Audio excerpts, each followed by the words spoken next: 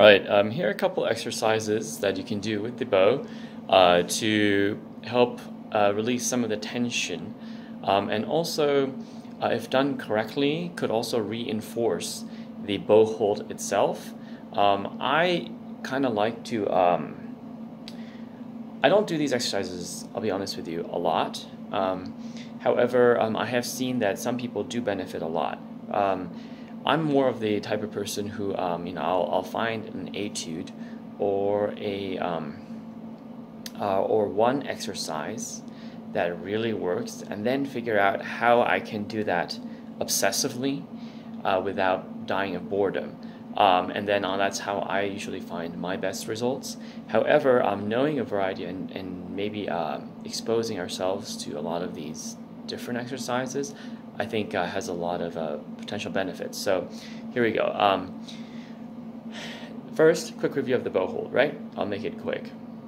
Thumb, right, curled, because again, the flat thumb is a weak shape, and if it's weak, we need to put in more power and tension, leading to tension, right? Tension, all sorts of problems, so many, right? Okay, so curl the thumb, little fingers wrapped around, okay, either the thumb right behind that middle finger, okay, or probably I think Carl Fisher would probably say this is not very good, but Mr. Rosend and we like to put our middle fingers wrapped around. But in any case, the thumb is always close to that middle finger, okay? That's the core of the grip. Now, pinky on top, and the contact point between the index finger and the stick is here, not here, okay? Which will bring the hand a little more flattened, okay? So here's the bow hold. With this bow hold, what can go wrong, some of the most common things that will go wrong is to actually start to wrap the finger around or to create a lot of tension in these two fingers. Usually it's a lot of tension in the index finger, but sometimes even the middle finger can be overly tight. Not as often though. I usually find that people always end up tightening or pushing down too hard, or are wrapping their finger around the stick too much. In any case, those are usually the two problem fingers, so we're going to try balancing the bow, holding the bow without those two fingers to give ourselves a chance to feel what it's like to hold the bow without them, okay? So we're going to probably scoot these guys over a little more, okay, farther from the thumb so that we have a wider wider points of contact, okay? And then lift these two fingers, okay? All right, and then really try to feel, oh, that's how it feels like to hold the bow without, okay, the pinky and the index finger. I mean, not the pinky, the middle finger and the index finger, okay? And then bring it back down, okay? Try wiggling it around a little bit, okay? Lift them again, okay? Wiggling around a little bit, lift them again, like this, okay? And that'll give you a good feeling of what it feels like to release those two fingers. It is okay to have some pressure, tension, weight. I think tension is the worst word of all of them, but you have to put some kind of weight, strength, pressure into these fingers, right? Now we can say it in a more nuanced way. It's a transfer of weight from the upper arm, blah, blah, blah. But in any case, at the end of the day, it is some pressure into the stick. However, it is important that we always release that so we're not always like this, but only when we need to, we put in the right amount of force. It's kind of like somebody who knows when to be aggressive. Let's say your child or your friend is getting attacked unfairly. You should be a little aggressive. You shouldn't just be like, oh yes, please beat this person up, right?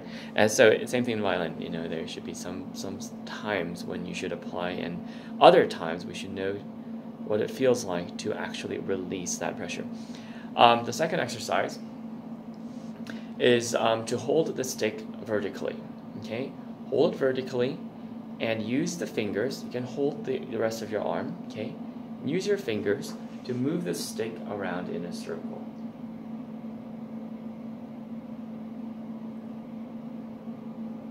okay?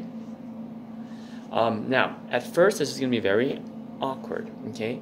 You can start with the feeling of pushing with your pinky, okay? At least then you will be getting a back and forth waving motion, okay?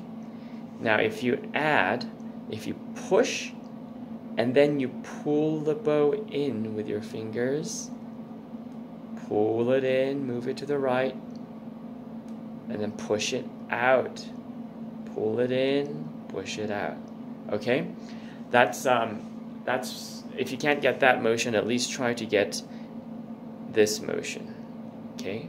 So that your pinky is getting a little workout and learning how to cooperate with the other fingers, okay? To control pinky is quite powerful, and it's balancing the bow, so depends on how it balances the bow, it can really move the bow. Now, next step, after you're comfortable with doing that, and remember, if that's very difficult, don't worry. If you do other bow stroke exercises first, or you could be like me and obsess over it until you get it. Literally, you could spend like, when I was first trying to do like tricks with a soccer ball, man, I would juggle for hours and hours and hours every day. But same thing now with the bow, right? So pull it horizontally instead of vertically, and do the same thing. Once again, if you can't get it to go around in circles, at least push down with your pinky and let it come up. Push, come up, push, come up. Once you get that feeling, you can push it down, bring it in, bring it up, push out, and then get the more circular motion in that way.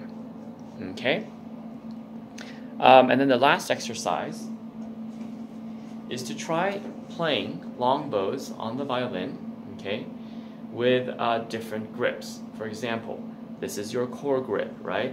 Normally, it's very hard to balance, well, it's impossible almost, to balance the bow without the pinky and index finger, well, especially the pinky.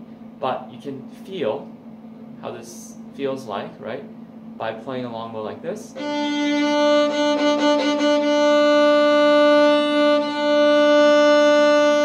I wouldn't do that too much. But then you can also try playing it with just your index finger and your thumb and feel how that feels. Okay? And the isolation will heighten the sensation and will help you develop more sensitive control of the fingers. Okay, bye.